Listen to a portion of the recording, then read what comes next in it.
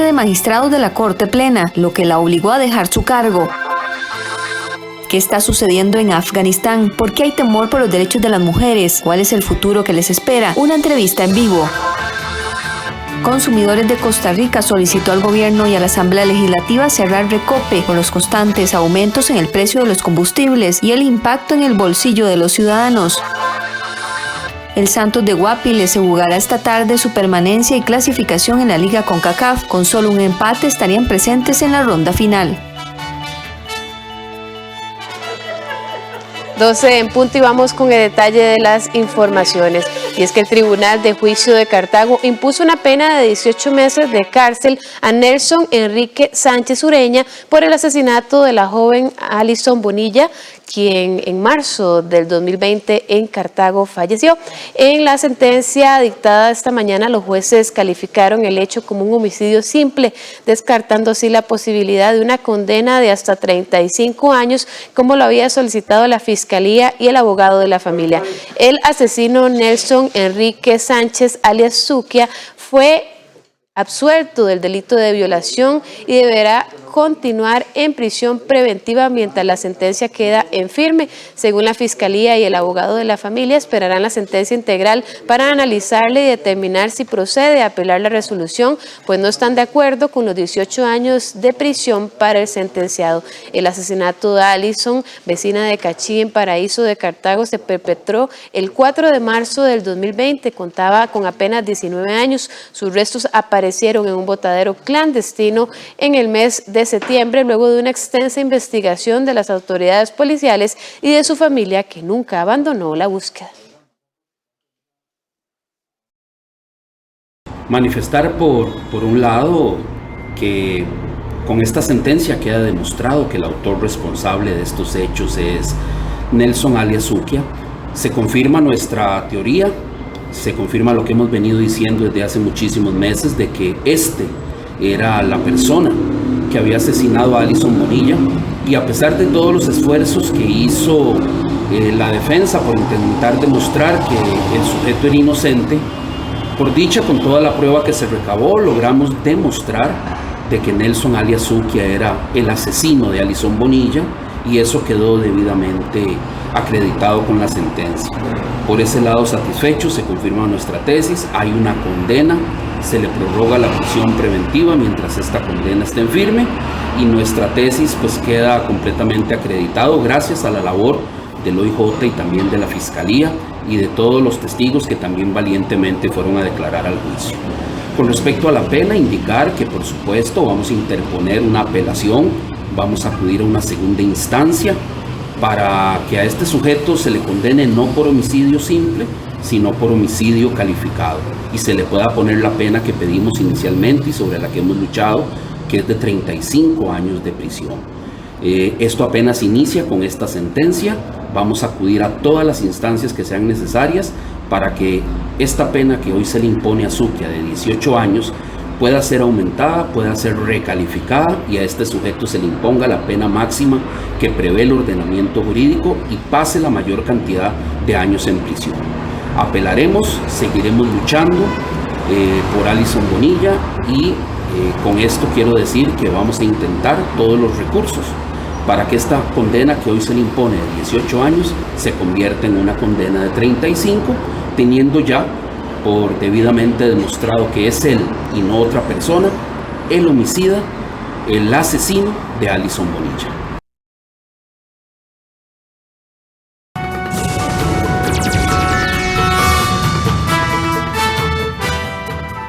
Y personas con enfermedades del sistema inmunológico, VIH, cáncer o con un trasplante de órganos reciente recibirán una tercera dosis de la vacuna contra la COVID-19 en el 2022.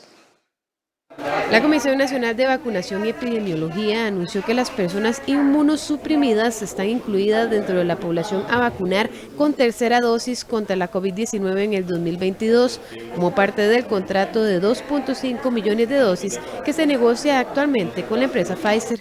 De estos 2.5 millones de dosis serán distribuidos de la siguiente manera.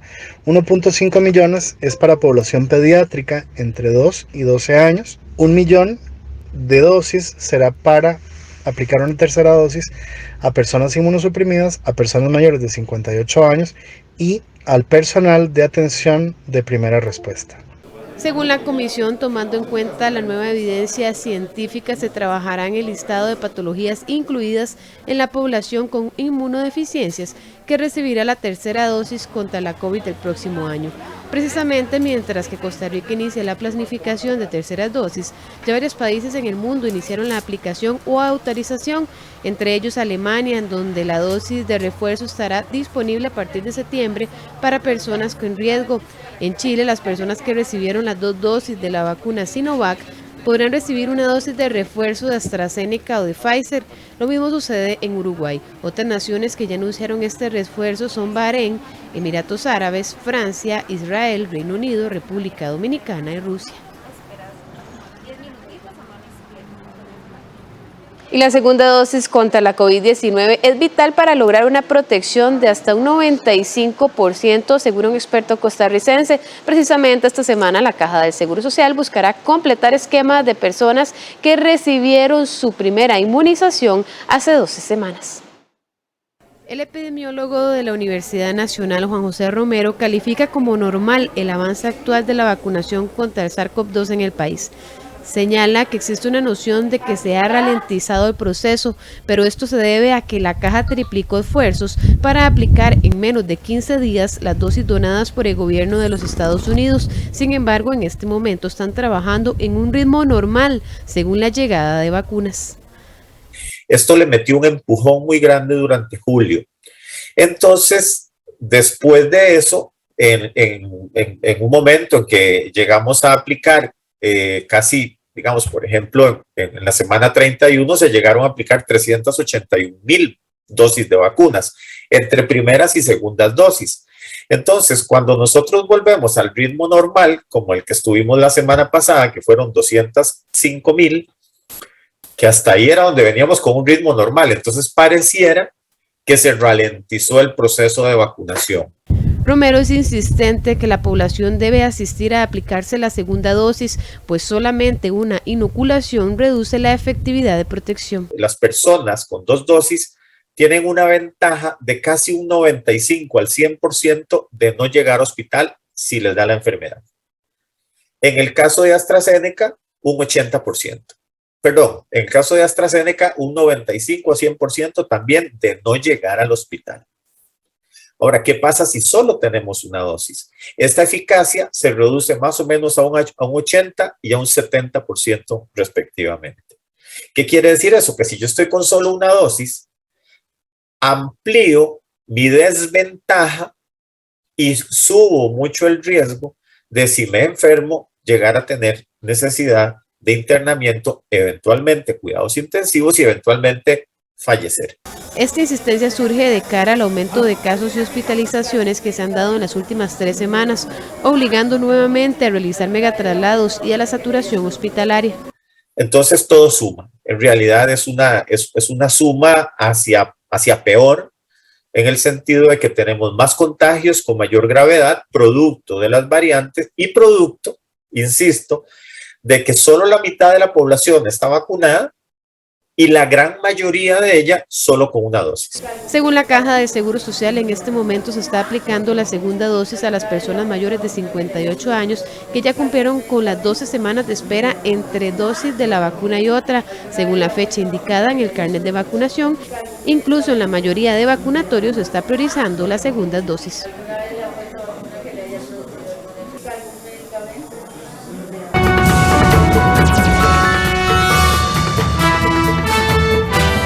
A las 12:09 hacemos un repaso de cómo se encuentran las carreteras en nuestro país gracias a la señal de cámaras de lcr.com. Ustedes pueden observar el sector de Curridabat por el registro nacional. Ahí está bastante fluido el tránsito, así que si debe transitar por la zona, puede hacerlo con total tranquilidad.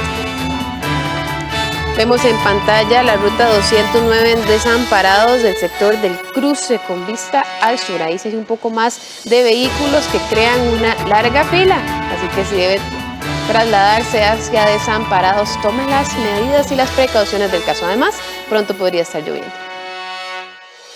Ahora vemos la rotonda de San Sebastián. Ahí en la rotonda ustedes pueden observar el tránsito fluido de vehículos, mientras que por la ruta 39 se repite la misma dinámica. Así que la ruta 39 está despejada a la altura de la rotonda de San Sebastián. Por último, nos trasladamos a la ruta 1, sector del Castella. Acá también transita bastante flujo vehicular, sin embargo no se genera ningún congestión en la zona, así que recuerde que en la Paires entonces están realizando algunos trabajos en la vía, lo que detiene el paso y crea un poco de presa, así que por el momento el Castella, por el puente conocido como La Platina, hay bastante fluidez vehicular. A las 12:10 hacemos nuestra primera pausa comercial. Pero ¿qué está sucediendo en Afganistán hoy? ¿Y por qué hay temor por los derechos de las mujeres? ¿Cuál es el futuro que les espera? Una entrevista en vivo al volver de nuestra primera pausa.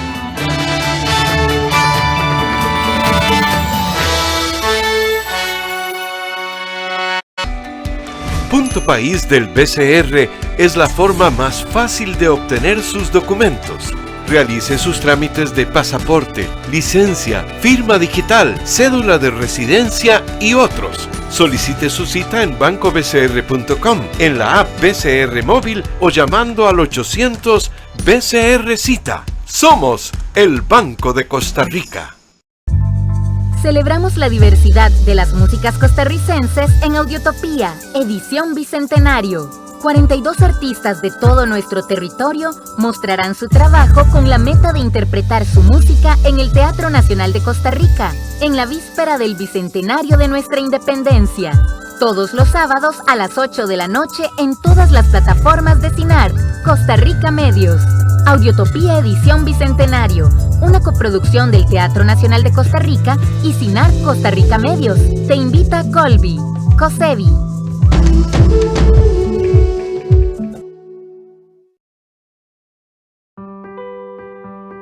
Este año del Bicentenario, Costa Rica celebra que el Banco Hipotecario de la Vivienda, BANVI, alcanzó a entregar 400,000 bonos de vivienda.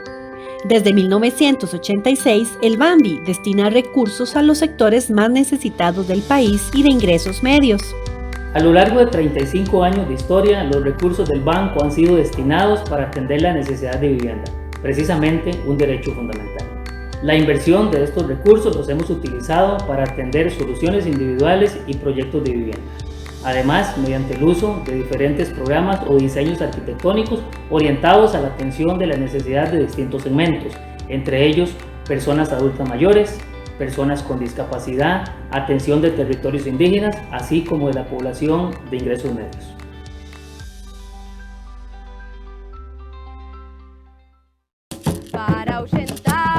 Caminando con Tumbao, un viaje a través de Brasil y Colombia, conectando costumbres, historia, cultura y mucho más.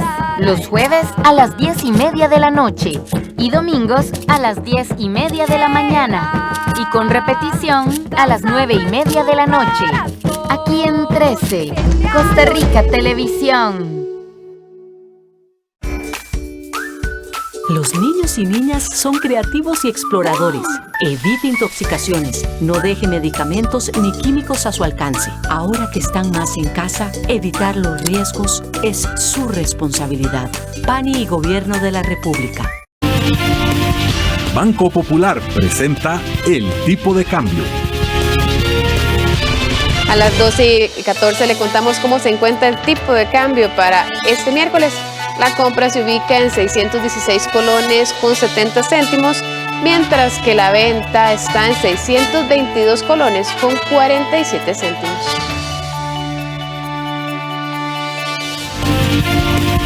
Banco Popular presentó El Tipo de Cambio.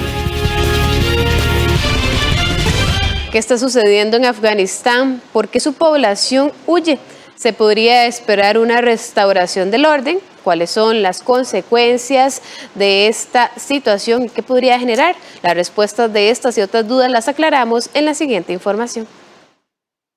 Las imágenes de los últimos días en Afganistán han sido impresionantes. Decenas de personas deseosas por salir de este territorio, el desmoronamiento del ejército e incluso la huida de su presidente. Pero ¿qué es lo que está sucediendo en este país asiático? Es consecuencia de una ofensiva vertiginosa del movimiento talibán que se había acelerado conforme los Estados Unidos empezaron a sacar sus tropas del país, de Estados Unidos y otros aliados de la OTAN, de acuerdo a lo que había sido pactado entre Estados Unidos y el movimiento talibán hace unos meses, y que suponía como compromiso por parte de los talibanes que Estados Unidos no iba a ser víctima de ningún ataque desde Afganistán, ya sea por alguna guerrilla local o por algún movimiento patrocinado o amparado por el talibán. Fueron cuestiones de días para que el grupo talibán tomara el poder de la capital Kabul, provocando así la huida del presidente y la derrota del ejército afgano. La toma de Kabul pues era algo que muchos esperaban a partir de la rapidez con que los talibanes empezaron a tomar muchas de las capitales de provincia en la última semana, pero posiblemente nadie esperaba que de un momento a otro las tropas del talibán estuvieran a las puertas de Kabul el día domingo y que ahora pues ya son un poder constituido que pues ha tomado todas las instituciones del gobierno. Esta posición fue anunciada a través de una conferencia de prensa en la que marcan cómo será el nuevo orden político en el que aseguran no violentarán derechos humanos, en especial el de las mujeres. Bueno, hay que ver si esas promesas de conciliación, esas señas de pragmatismo que ha dado el talibán el día de hoy, se van a cumplir. Es bastante dudoso considerando la historia del grupo y su visión de mundo y concretamente su perspectiva del Islam, que es una perspectiva, una visión muy extremista, fundamentalista, que por cierto no comparten la mayoría de los afganos, ¿verdad? Y la prueba pues es el terror que ha motivado el retorno de este grupo al poder en Kabul. Estas promesas de reconciliación y tolerancia, si bien son difíciles de creer, será lo que ha detenido una migración masiva de su población. El efecto inmediato podría ser una crisis humanitaria. Si es que, como se ha anticipado, van a darse flujos de refugiados fuera del país, desplazados internos también, y que buscarían algún tipo de protección básicamente en los países vecinos, Pakistán y la República Islámica de Irán. Por el momento, al día de hoy, eso no se ha sucedido. Este discurso conciliador que han mostrado los talibanes el día de hoy posiblemente está viéndose con alguna sospecha por parte de la población que desconfía de estas promesas, pero que no ha generado en todo caso un desplazamiento masivo. Esa es una posibilidad, lo cual pues involucraría una crisis regional con proyecciones extrarregionales que terminarían pues involucrando a países occidentales. Respecto a sus vecinos países, el grupo talibán asegura que no está en conflicto con nadie. El experto concluye que habrá que esperar que este nuevo mandato no sea nicho de organizaciones extremistas, como lo fue en el pasado, en los primeros años del gobierno talibán. Y para profundizar y conocer un poco más de fondo este tema, nos acompaña en una entrevista en vivo Valeria Rodríguez, quien es especialista en relaciones internacionales e investigadora del Centro de Estudios de Medio Oriente y África del Norte de la Universidad Nacional. Muy buenas tardes, Valeria. Buenas tardes, Melissa. Muchas gracias por la invitación. Primero que todo, Valeria, yo creo que es importante explicar por qué hay temor de la violación de los derechos humanos, en especial de las mujeres, ahora que Afganistán vuelve a ser gobernado por los talibanes. Bueno, en los 90, tras una serie de conflictos internos que, bueno, motivados también por la expulsión o por el retiro de las tropas soviéticas, aparece el grupo talibán, específicamente se dan sus primeras apariciones en el año 94, con algunos conflictos con el tema del opio específicamente y también con un bombardeo en una población civil. Y luego de eso, poco a poco los talibanes toman el poder hasta que finalmente se hacen con el mismo en el año 96. Desde el año 96 hasta principios de siglo, finales del año 2001, los talibán dominan el gobierno afgano e imponen una serie de restricciones a las mujeres que alertan los oídos de la opinión global. Esta serie de restricciones incluyen violaciones a los derechos humanos, como la libertad de tránsito, como actos de tortura, tratos crueles, inhumanos y degradantes, una prohibición del uso de la imagen de las mujeres musulmanas, violaciones al derecho a la educación, y recientemente también hemos visto cómo grupos talibanes apuntan contra escuelas donde se encuentran niñas y niños, y bueno, esto impidiendo porque su doctrina no considera el derecho a la educación de las niñas, restricciones a la libertad de conciencia y por supuesto a la igualdad de género. Es por eso que existen serias preocupaciones sobre cuál va a ser el rol de los talibanes en este contexto. No es posible asegurar 20 años después que su doctrina vaya a ser impuesta de la misma manera. Sin embargo, por supuesto, las mujeres y en general la población afgana se encuentra preocupada por las posibles violaciones a los derechos humanos que vendrían con la llegada nuevamente de los talibanes. Valeria, tal vez podría darnos algunos ejemplos de cara a las actividades que no se permitían a las mujeres hace 20 años, después se volvió a abrir esa oportunidad a las mujeres, pero hoy se vería también en riesgo esa apertura de los derechos de las mujeres en esta zona del mundo. Pero como lo decía, el derecho a la educación es una de las principales violaciones. Los actos de tortura sobre amputaciones, por ejemplo, de miembros. Sin embargo, es importante hacer notar que en realidad este cambio donde las mujeres obtienen más libertades a partir de la invasión estadounidense se da solo en ciertas zonas de Afganistán. Solo las poblaciones más cercanas a Kabul pueden afirmar que sus derechos avanzaron durante este momento. Todo lo contrario, estos 20 años de invasión estadounidense han implicado serias violaciones también a los derechos humanos, incluso por parte de las tropas de la OTAN. Por ejemplo, en el año 2009 la coalición internacional bombardea la provincia de Pará y provoca más de 100 muertos y heridos, hay asesinatos de civiles, por supuesto la violación al derecho de autodeterminación de los pueblos, que está consagrado en la resolución 2625 de la Asamblea General, y hay ciertos cuestionamientos de fondo. Entonces, no podríamos hablar de un retroceso exclusivamente por el retiro de las tropas estadounidenses, porque también las tropas aliadas o de la alianza han ejercido violaciones a los derechos humanos contra las mujeres afganas durante todo este tiempo. Sin embargo, el temor se acrecienta ante la posibilidad de volver a las violaciones de los derechos humanos que nos encontrábamos desde inicios de los 2000 con el grupo talibán. Valeria, este martes se vieron protestas de mujeres en Kabul. ¿Cree usted que esto pueda obligar a un cambio y a una apertura por parte de los talibanes o al contrario responderán con más represión? Bueno, los talibanes aún no anuncian las medidas que dirigirán contra las mujeres. Hasta ahora lo que han dicho es que va a ser en el marco de la Sharia, de la ley islámica, que se regule la situación de las mujeres. Entonces, estas protestas y la presión internacional yo sí creo que podría generar algún efecto, en tanto los talibanes con la instauración de su gobierno necesitan un reconocimiento internacional. Sin embargo, aún es muy prematuro para afirmar que eso varía o esto ocasionará variaciones dentro de la doctrina talibán y por supuesto queda por verse. También es importante destacar de estas protestas como frente a los ojos occidentales que empiezan a verles como silenciadas u oprimidas, la mujer afgana se levanta contra los talibanes, contra el grupo que las oprime y por supuesto realiza acciones en defensa de sus derechos.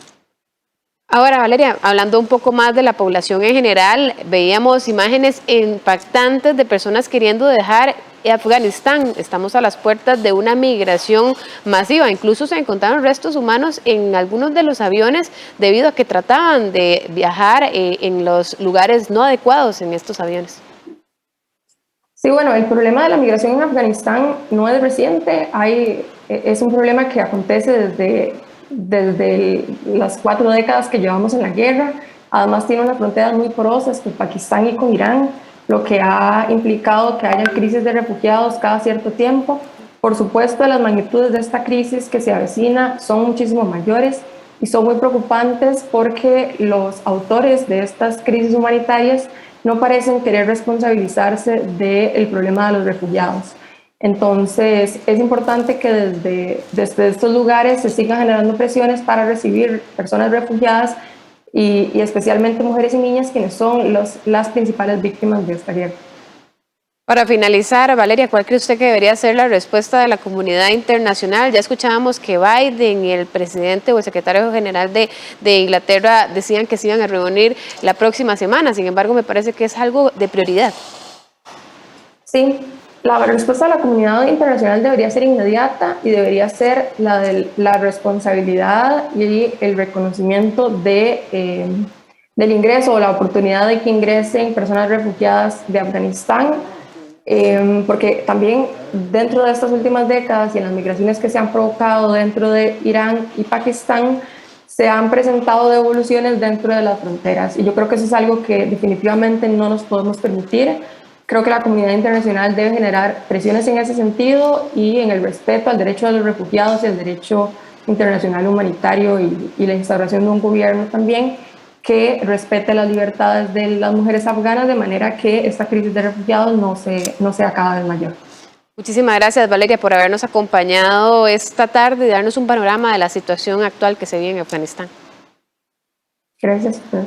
Conversábamos con Valeria Rodríguez, quien es analista internacional, especialista en el Medio Oriente de la Universidad Nacional, y nos dibujaba un panorama de la situación que viven las mujeres y los derechos humanos en Afganistán y en general cuál debería ser la respuesta de la comunidad internacional. Por supuesto, le daremos seguimiento a este tema. Y siguiendo con información en vivo, la exfiscal general Emilia Navas Aparicio dijo este martes en una entrevista con el programa Interferencia de radioemisoras de la UCR que recibió amenazas, hostigamientos e injerencias indebidas por parte de magistrados y magistradas para dejar su puesto y aseguró que de no hacerlo pondría en riesgo investigaciones de la Fiscalía Anticorrupción.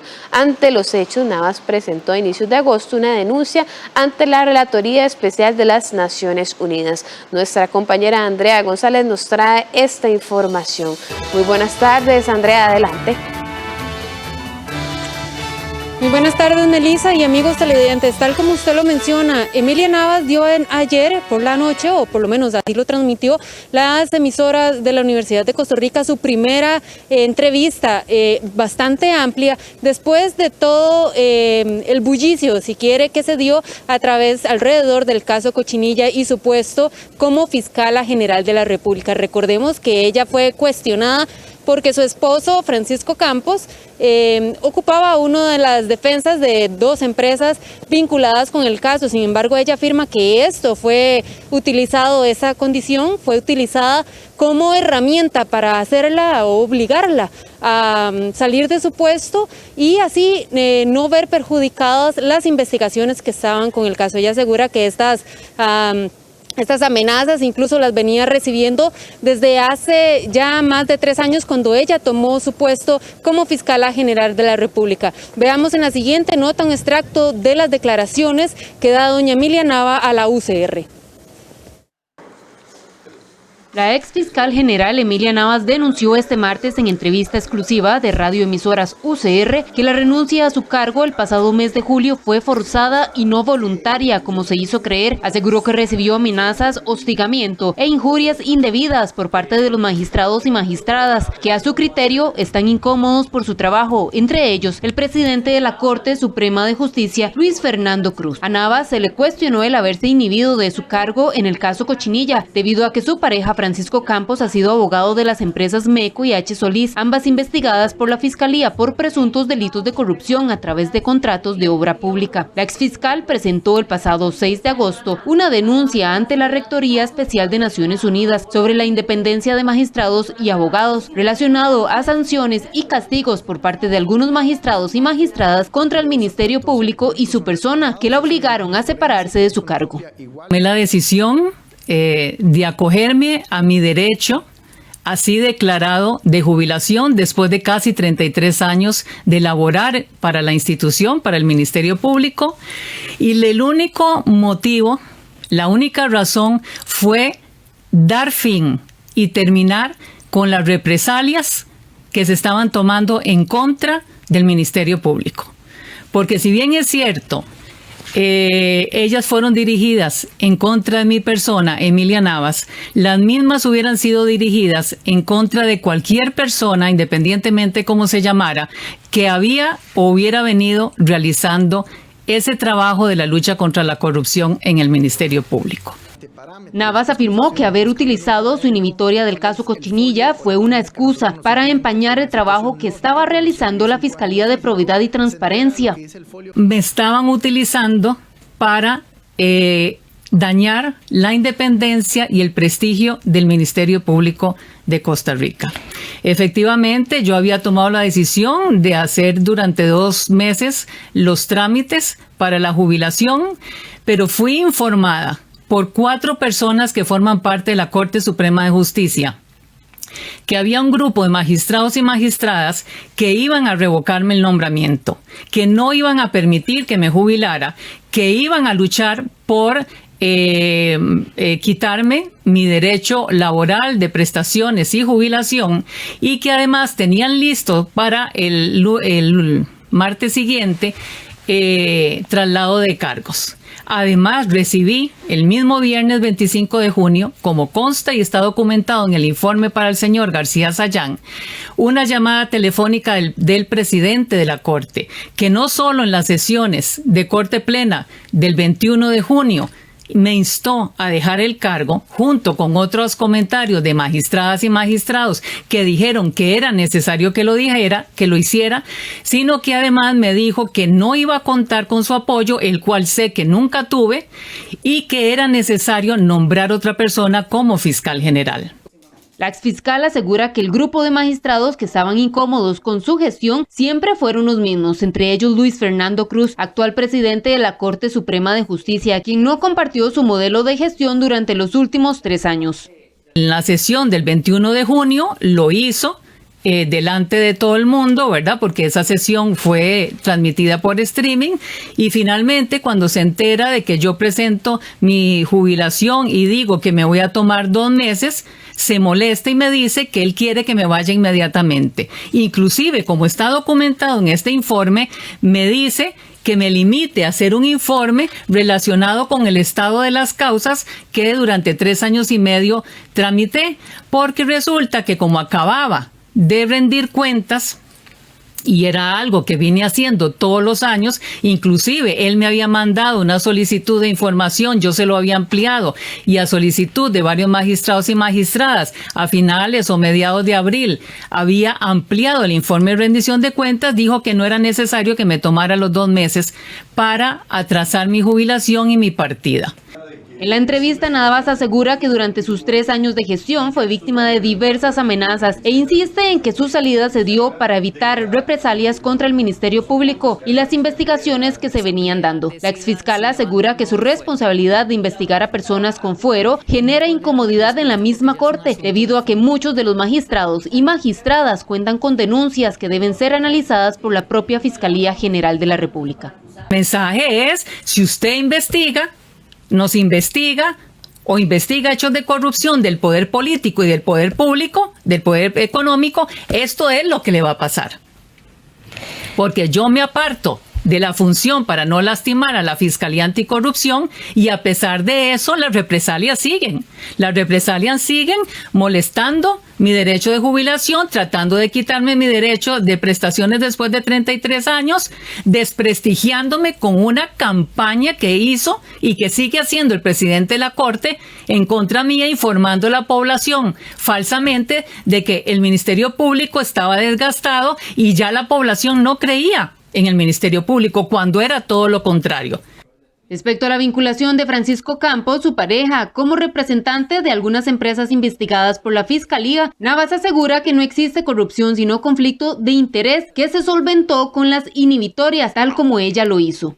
La Fiscalía de Probidad, sabiendo que desde hace muchos años Francisco era abogado externo de esas empresas, actuó como la ley le dice, actuó como el instrumento del protocolo de prevención y gestión de riesgo lo dice, y actuó como el reglamento de gestión de conflictos de interés del Poder Judicial lo dice, apartándome, no informándome de que estaban investigando esas empresas, no solicitándome que interviniera de ninguna manera.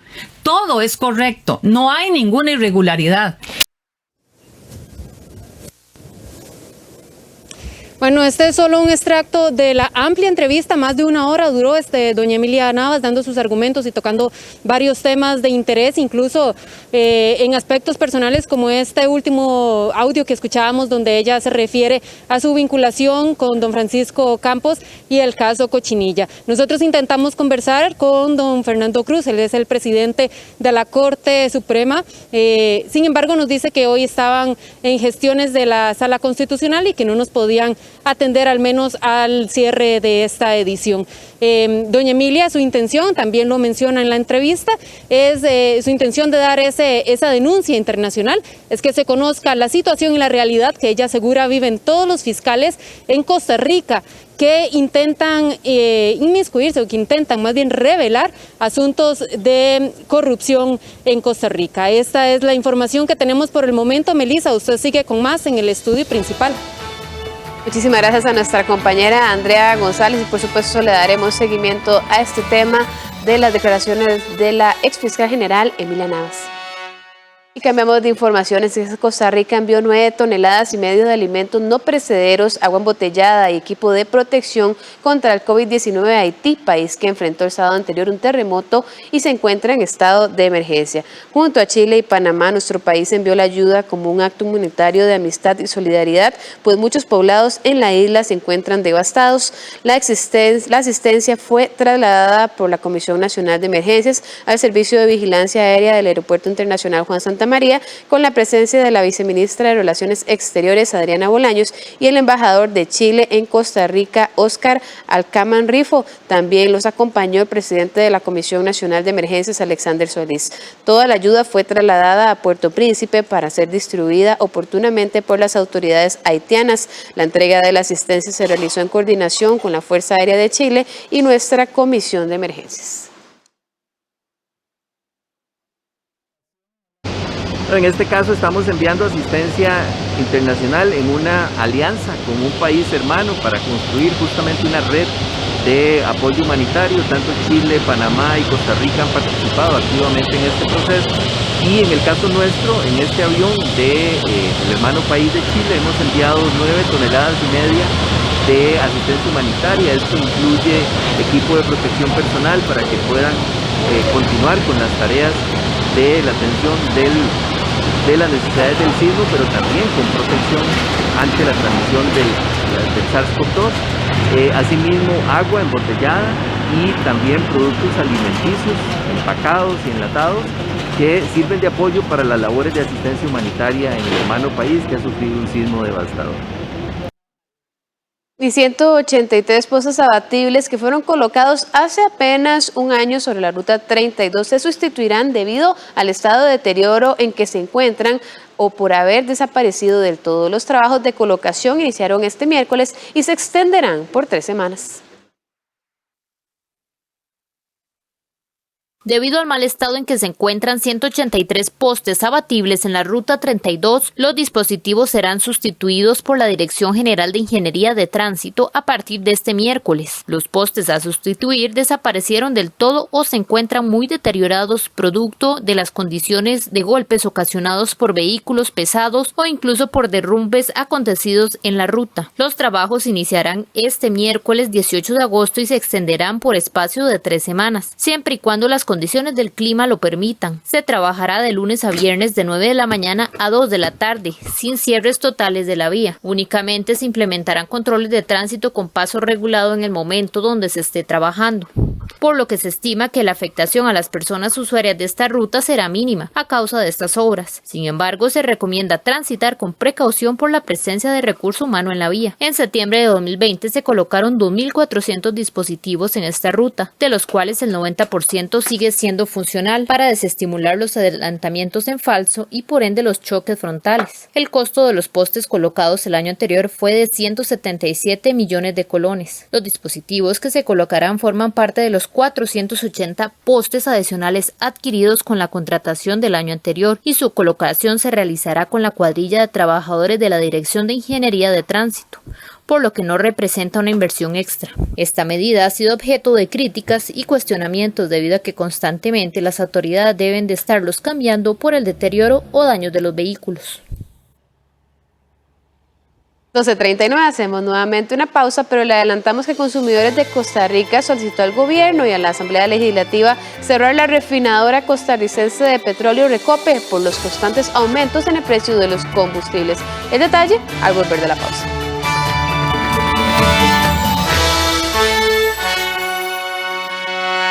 Los niños y niñas siempre deben estar acompañados. Busque ayuda en personas responsables que le den apoyo o contacte instituciones en su comunidad. Ahora que están más en casa, evitar los riesgos es su responsabilidad. PANI y Gobierno de la República.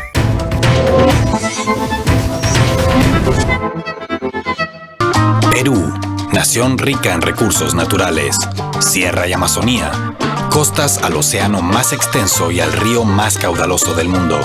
Su gente podría vivir orgullosa de ello, pero detrás de esta belleza se esconde un flagelo que destroza vidas: el narcotráfico. El país sudamericano es el segundo mayor productor de cocaína del mundo.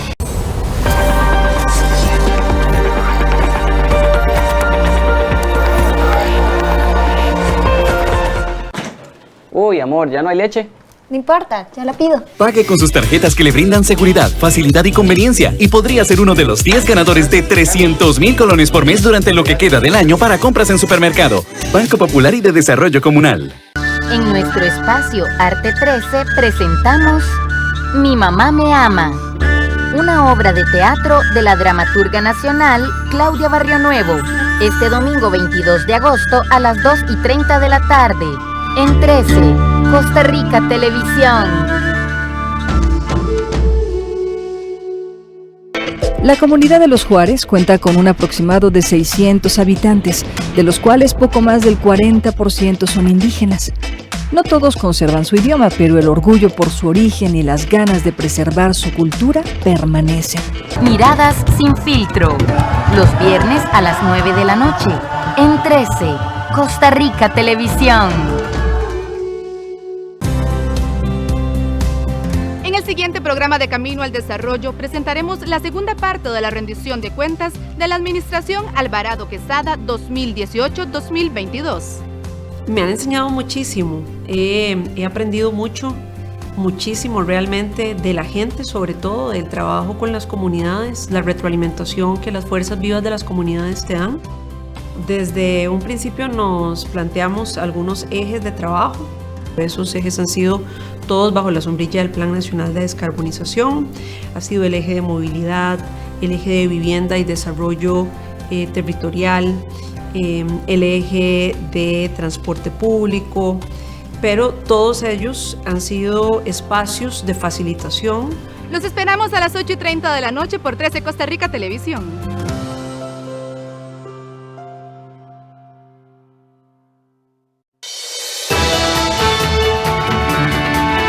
Continuamos con las informaciones. Consumidores de Costa Rica solicitó al gobierno y a la Asamblea Legislativa cerrar la refinadora costarricense de petróleo Recope por los constantes aumentos en el precio de los combustibles y el alto impacto al bolsillo de los ciudadanos. El vicepresidente de esta organización, Gilberto Campos, propuso que se habilite una oficina para administrar el poliducto y garantizar la calidad de los combustibles, además de reformar la ley de impuesto a los combustibles que genera un beneficio para algunos sectores. Precisamente sobre este mismo tema, el diputado de Restauración Nacional, Belvin Núñez, le comentó a Costa Rica Noticias que Recope ya ya no es de los ciudadanos, sino que es una carga económica para el país y el bolsillo de los habitantes. Recope ha generado desconfianza en los consumidores, por ello, el clamor ciudadano es que se cierre la institución y bajen los precios, afirmó el legislador Núñez.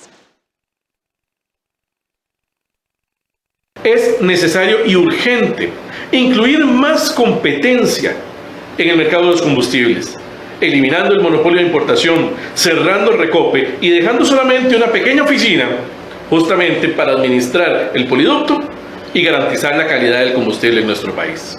Pero no solamente eso, sino que también hay que promover la competencia en el mercado de distribución de combustibles. Es necesario más estaciones de servicio. Y como todos los miércoles, le invitamos a ver la siguiente cápsula con una serie de actividades culturales y recreativas de las cuales usted podrá disfrutar este fin de semana. El Ministerio de Cultura y Juventud presenta Agenda Cultural.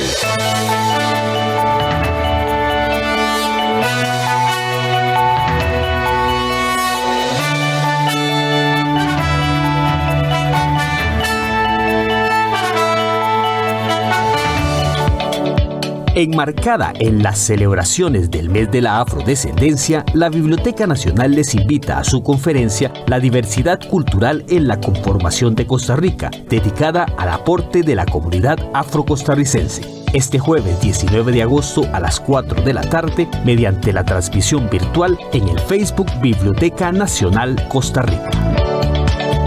Atención familias, el Parque La Libertad les invita a ser parte de una aventura en medio de la naturaleza, con su recorrido Bichos, una aventura en el parque. Participe de esta actividad el próximo sábado 21 de agosto a las 9:30 de la mañana en el Jardín Botánico del Parque La Libertad en Patarrá. Para más información puede llamar al 2276-9400.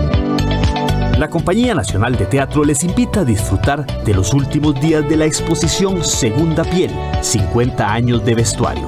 Esta muestra conmemora el 50 aniversario de la Compañía Nacional de Teatro y está compuesta de 24 piezas de vestuario de diferentes obras de teatro. La exposición estará abierta hasta el sábado 21 de agosto, en horario de martes a sábado de 9 de la mañana a 4 de la tarde, en el Centro Cultural e Histórico José Figueres Ferrer, en San Ramón de Alajuela. Entrada gratuita. El Ministerio de Cultura y Juventud presentó Agenda Cultural.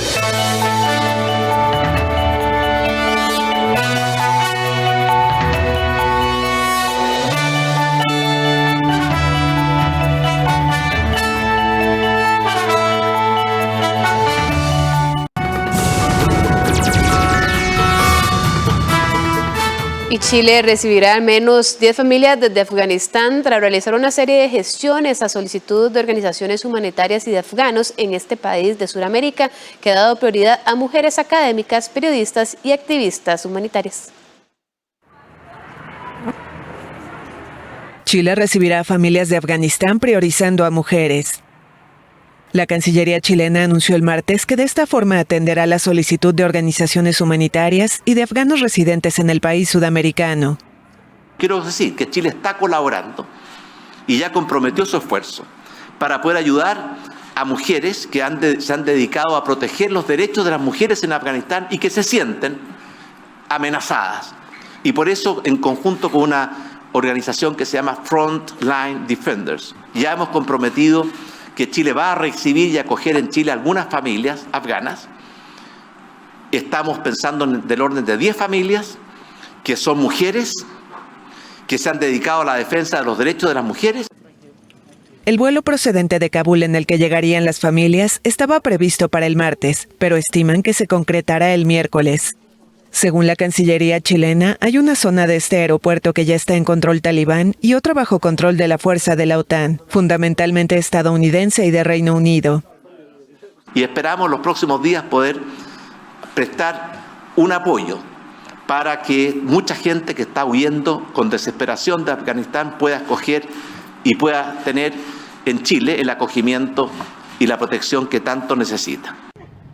Los talibanes han multiplicado sus gestos de apaciguamiento hacia la población desde que entraron a Kabul el domingo tras una ofensiva de 10 días con la que tomaron el control de casi todo el país.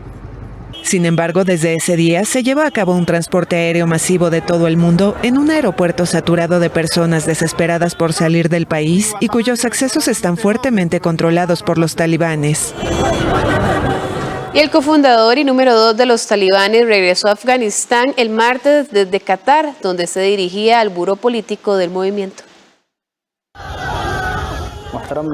El cofundador de los talibanes, Abdul Ghani Barar, regresó a Afganistán procedente de Qatar.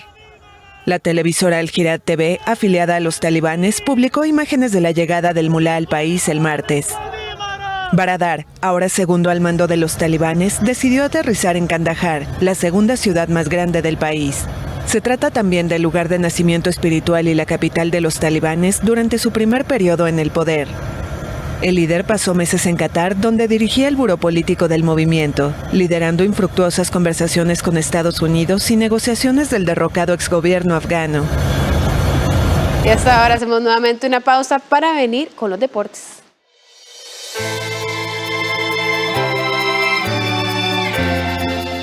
Desde donde se encuentre, usted puede comprar, remodelar o construir.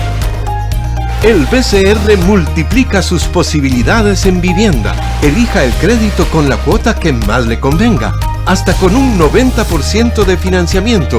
Solo complete el formulario en bancobcr.com o en la app BCR Móvil y haga realidad su proyecto de vivienda.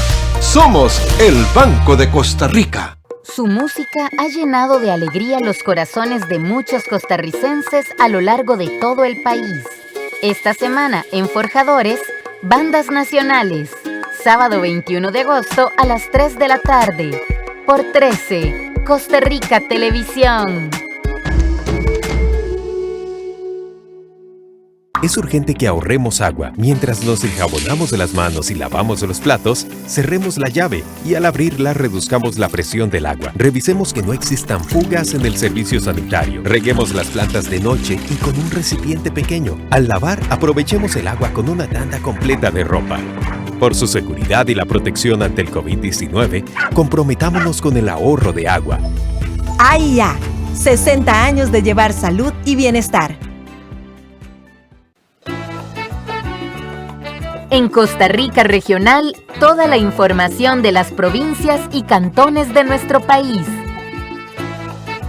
Todos los días a la 1 de la tarde. Aquí en 13, Costa Rica Televisión.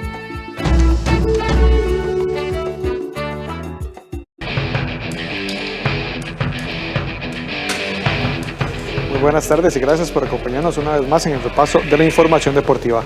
Cartaginés volvió a la victoria en un partido en el que aguantó el chaparrón morado y encontró un tiro libre que le dio el triunfo. Heiner Segura trabaja para que el equipo sea siempre estable. El Cartaginés es un equipo de contrastes. Ganó 2 partidos importantes la semana anterior para luego caer ante Sporting goleado. Y anoche contra el Saprissa salió con la frente en alto teniendo un jugador menos en el campo y siendo acechado por su rival todo el segundo tiempo. Heiner Segura salió contento con la victoria, pero esperanzado en que el equipo sea siempre igual y no solo ante ciertos rivales demuestre su verdadero potencial. Creo que fue un partido muy difícil, bien complicado por la situación, por el estado también que se puso la cancha, ¿verdad? Se puso muy rápida, etcétera, pero creo que hubo una respuesta muy buena de los muchachos a pesar de la adversidad. Así que yo creo que cuando he perdido, lo he aceptado. Independientemente como haya perdido, simplemente nosotros nos encargamos de analizar por qué perdimos y tratamos de evaluar lo bueno que hicimos y seguimos dándole continuidad al trabajo. Precisamente esa irregularidad es el día a día del Cartaginés. No hay fórmula para erradicar eso más que la mentalidad, según el entrenador. Bueno, nosotros primero que nada lo que hacemos es evaluar. O sea, nosotros analizamos el juego, tratamos de ver las cosas que hicimos bien, las cosas que hicimos mal tratamos de puntuarlas y analizarlas muy bien para que no ocurran. Realmente pues como digo, somos muy detallistas en ese sentido y le decimos a los muchachos pues que tenemos que mejorar esas cosas. Por ejemplo, el balón parado, hoy estuvimos muy atinados en el balón parado, que Saprissa es muy fuerte, pero anteriormente contra Sporting no estuvimos.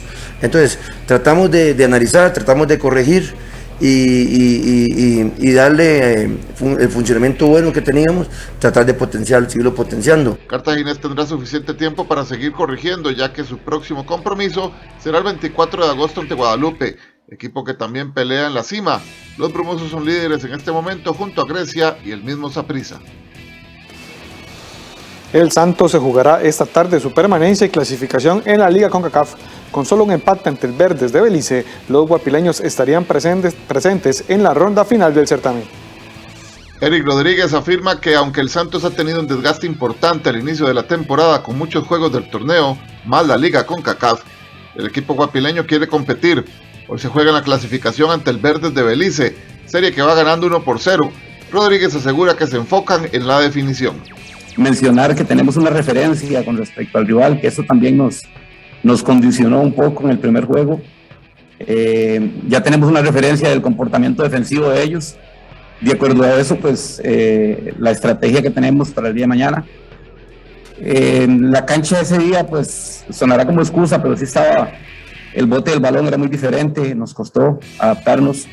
El día de mañana acá en el Estadio Nacional, pues evidentemente tenemos esa ventaja, así que hemos trabajado todo ese tipo de situaciones y vamos con la convicción de sacar la serie. El desgaste físico, según el técnico, se contrarresta con la parte emotiva, en un torneo en donde Santos no ha desentonado.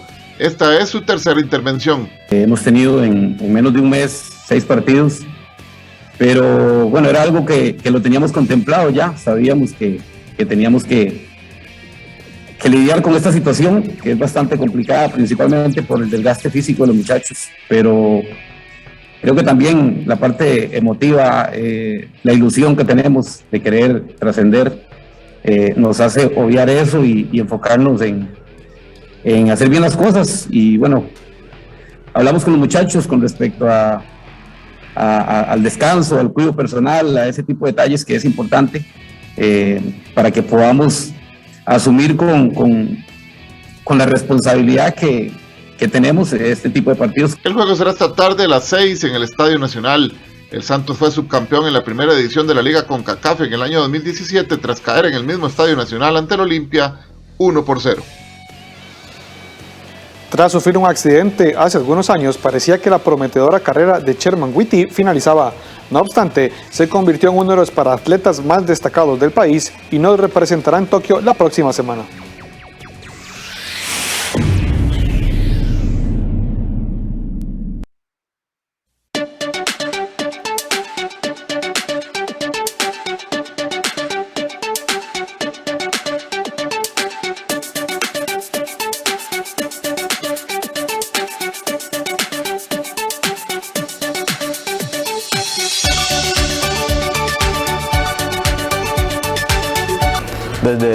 Desde el día 1 que me pasó el accidente, siempre tuve un objetivo claro de estar en los Juegos Paralímpicos y todo este tiempo he estado entrenando duro y preparándome para llegar hasta ahí.